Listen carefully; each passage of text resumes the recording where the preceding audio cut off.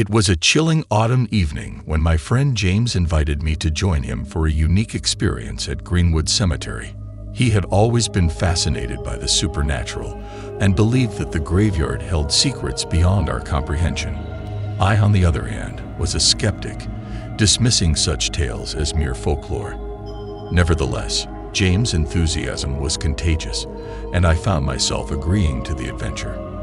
As the night approached, we arrived at Greenwood Cemetery. The iron gates creaked ominously as we entered, and the fog had begun to descend, shrouding the headstones in a misty veil. An unsettling sensation crawled up my spine, but I attributed it to the spooky ambience and shrugged it off. James guided me to the oldest section of the cemetery, where legends whispered of restless spirits roaming the grounds. He pulled out an old, weathered Ouija board he had brought for the occasion. My skepticism intensified, but curiosity kept me from objecting. Under the dim light of a lantern, we placed our fingers gently on the planchette. James spoke in a hushed tone, calling out to any spirits that might be present. "If there is anyone here, please make your presence known." At first, nothing happened. I rolled my eyes, convinced it was just a game. But then, the planchette began to move, ever so slightly at first, and then with more force. My heart pounded, and I stole a nervous glance at James, who looked both excited and terrified. Was it really working? As the planchette moved across the board, we asked simple questions. The answers were puzzling and ambiguous, leading me to believe that James was somehow manipulating it. But then, the atmosphere shifted. The air turned frigid, and a low, eerie moan echoed around us. A name, Isaac, was spelled out on the board. James asked, "Isaac, are you the one speaking to us?" The planchette moved to yes. I couldn't explain it. My skepticism was crumbling, and fear took its place. As we continued to communicate with Isaac, the energy around us intensified. The fog seemed to swirl with unseen forces, and the silence was deafening. With each question we asked, the responses became more specific, revealing details that only someone familiar with the area would know. It was then that I noticed a strange figure in the distance. A pale, translucent silhouette glided among the gravestones, its hollow eyes fixed on us. My breath caught in my throat as the apparition drew closer, its presence feeling suffocatingly heavy. Isaac claimed to have been buried in Greenwood Cemetery over a century ago. He shared fragments of his life story, a tragic tale of lost love and untimely death. The more we listened, the more I felt a mixture of sorrow and terror. It was as if his restless spirit was reaching out for understanding and solace. As the night wore on, the atmosphere became increasingly oppressive. The air was charged with an otherworldly energy, and I could feel an unseen force tugging at my very soul.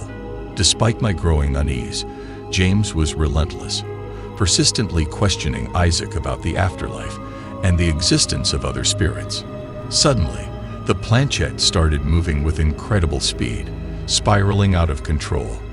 I tried to lift my fingers, but they felt glued to the planchette. A guttural, gut-wrenching scream erupted from the ground, and the apparition I had seen earlier grew closer. The world seemed to spin around me as terror consumed my senses. With a sudden burst of strength, I managed to yank my fingers away from the planchette, breaking the connection. The fog thickened, and the apparition vanished into the mist. James and I scrambled to our feet, running in a blind panic towards the cemetery gates. We never returned to Greenwood Cemetery after that night. The experience had shaken us to our core, leaving behind a haunting memory that refuses to fade. To this day, I cannot explain what happened that night, but I know it was something beyond our understanding.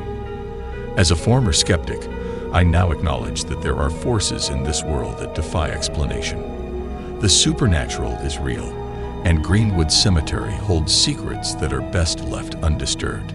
If you ever find yourself tempted to explore the unknown, think twice, for you might awaken something that should remain peacefully buried. It was a moonless night when my friends and I decided to venture into the dreaded Ravenswood Cemetery. Legends whispered that it was a place where the boundary between the living and the dead blurred, and the spirits of the departed roamed freely. Curiosity mingled with fear as we entered the cemetery, unsure of what awaited us in the darkness. As we walked deeper into the graveyard, an eerie stillness hung in the air. The silence was so profound that it felt as if the world itself was holding its breath. The ancient tombstones loomed like spectral sentinels, casting elongated shadows across the unkempt grass. My friend Sarah, always the adventurous one, suggested we perform a séance to make contact with the other side. I was hesitant, but the others agreed, and we formed a circle in front of a weathered tombstone, the name long since eroded away. With trembling hands, we lit candles and placed a makeshift Ouija board on the ground. The air seemed to grow colder, and the rustling of leaves echoed through the night, as if unseen eyes were watching us from the shadows. As our fingers touched the planchette, Sarah called out, "Is there anyone here? Please, give us a sign." At first, nothing happened, and I felt a glimmer of relief. Maybe it was all a silly idea after all. But then, with a sudden jolt, the planchette started to move. My heart skipped a beat, and a mixture of fascination and dread washed over me. Sarah asked, "Who are you?" The planchette spelled out the name Lydia. We continued our questions, and Lydia revealed that she had lived in the 19th century, having tragically died at a young age. Her responses were filled with sadness and longing, and I couldn't help but feel a pang of sympathy for this lost soul. As the conversation with Lydia continued, the candles flickered erratically, casting dancing shadows on the tombstones around us. The atmosphere grew heavier, as if an invisible veil between the living and the dead was thinning. Suddenly, a gust of wind swept through the cemetery, extinguishing our candles and plunging us into darkness.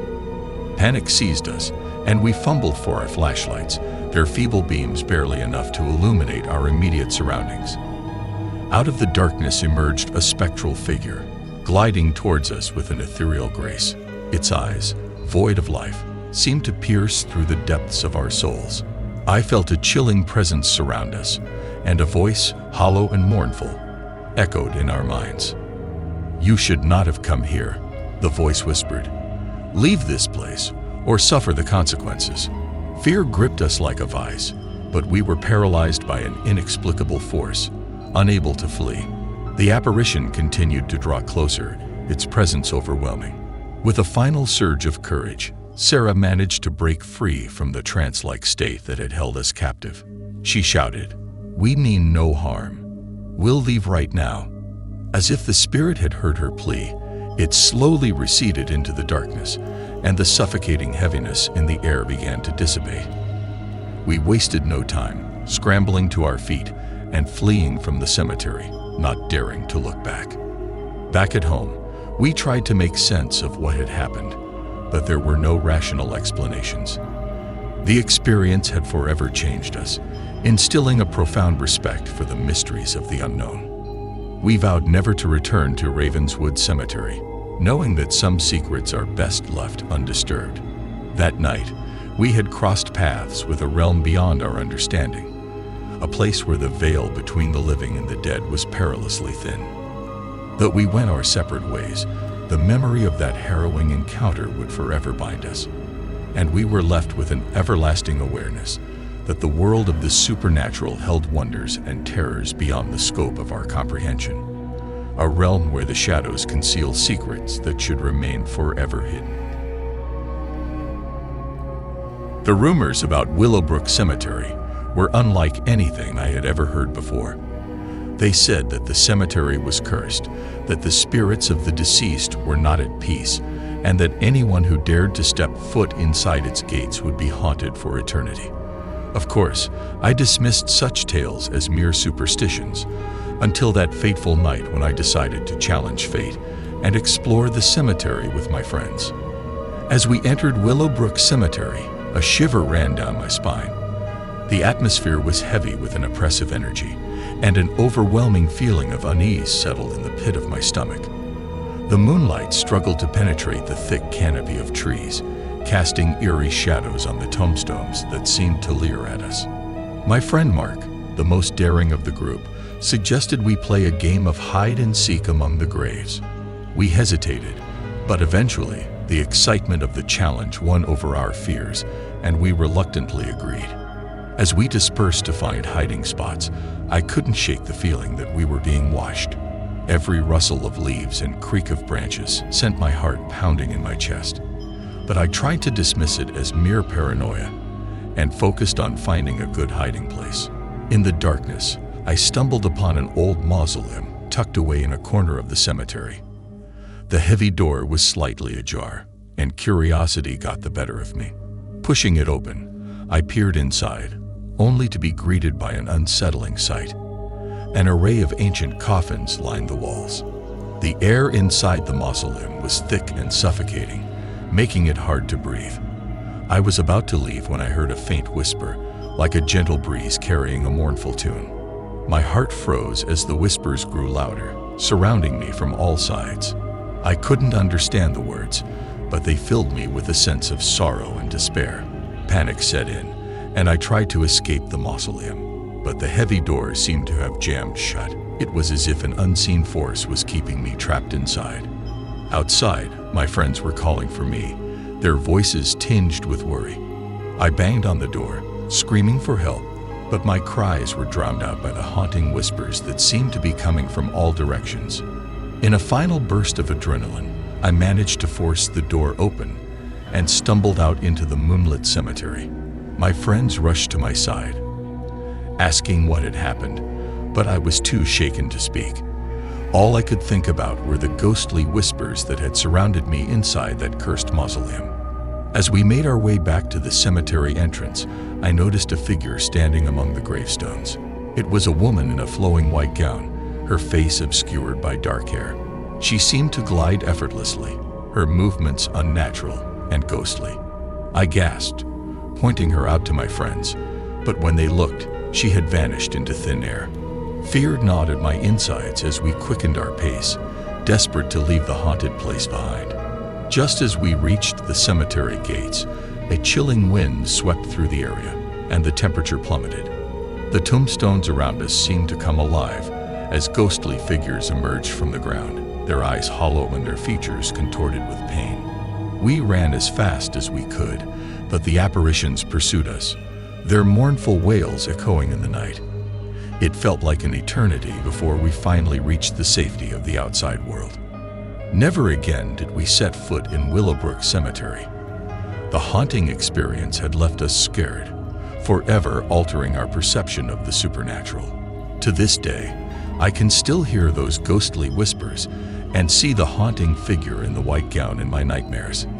Willowbrook Cemetery held secrets that were best left undisturbed, and the price we paid for our curiosity was a terrifying encounter with the restless spirits of the dead. The curse of Willowbrook would forever haunt our memories, a chilling reminder that some places should never be explored and some stories should never be forgotten. Moonshade Cemetery was a place the locals warned us about, a burial ground lost in time, concealed by a thick forest and eerie silence. It was said to be cursed, a realm where malevolent spirits dwelled, waiting to ensnare anyone who dared to disturb their eternal rest. My friends and I were thrill seekers, drawn to the mysterious and forbidden. So, one moonless night, we embarked on a harrowing journey to uncover the secrets of Moonshade Cemetery. As we ventured deeper into the dense woods, the atmosphere grew heavy, and the darkness seemed to consume us. The only light we had was from our flashlights, their beams dancing nervously on the ancient trees. The forest path twisted and turned, leading us deeper into the heart of the hauntingly desolate place. The air was still, and an unsettling hush enveloped us as we arrived at the cemetery's iron gates. The rusty metal groaned as we pushed it open, like a solemn warning from the spirits beyond. Tombstones, weathered by time, stood like silent sentinels in the pale glow of the moon, casting long, ghostly shadows. As we explored the cemetery, we stumbled upon a mausoleum at the heart of the grounds. Its stone facade was adorned with eerie carvings, and a chilling breeze emanated from its open door. A sense of foreboding washed over us, but our curiosity pushed us forward. Inside, the air was frigid, and the scent of decay clung to every corner. We felt the weight of unseen eyes upon us, and the hairs on our necks stood on end. As we explored further, a sense of dread deepened. Each step felt like treading on unhallowed ground. Suddenly, a soft, mournful melody echoed through the mausoleum. The sound seemed to emanate from the very walls, resonating in our bones. We huddled together, our hearts pounding in our chests, as we searched for the source of the haunting tune. In the dim light, we saw a figure, cloaked in a tattered funeral shroud, playing a violin with spectral fingers. Her face was veiled in shadows, but her eyes glowed with an otherworldly light. The melody she played was beautiful yet sorrowful, weaving a web of despair around us. Transfixed and unable to escape, we watched as the ghostly figure moved gracefully through the mausoleum, the mournful notes of the violin filling the air. It felt as if time had ceased to exist, and we were trapped in an eternal night. As the music reached a crescendo, the walls of the mausoleum seemed to close in around us. The spectral figure turned towards us, and her haunting gaze locked onto our souls. Her ethereal voice echoed in our minds, whispering tales of tragedy and unfulfilled desires.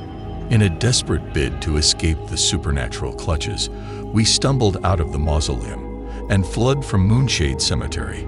The forest path seemed to stretch endlessly, the darkness chasing us like a malevolent force. As we finally reached the edge of the woods, the eerie melody faded into the night, and the forest fell silent once more. Our hearts were heavy with the weight of the encounter, and we vowed never to return to Moonshade Cemetery. The legend of the violinist in the mausoleum became a chilling tale in our town, warning others of the dangers lurking in the haunted grounds. The experience had left an indelible mark on our souls, a reminder that some secrets are best left undisturbed, and that there are forces beyond our comprehension in the realm of Moonshade Cemetery, where the shadows of eternity loom ominously.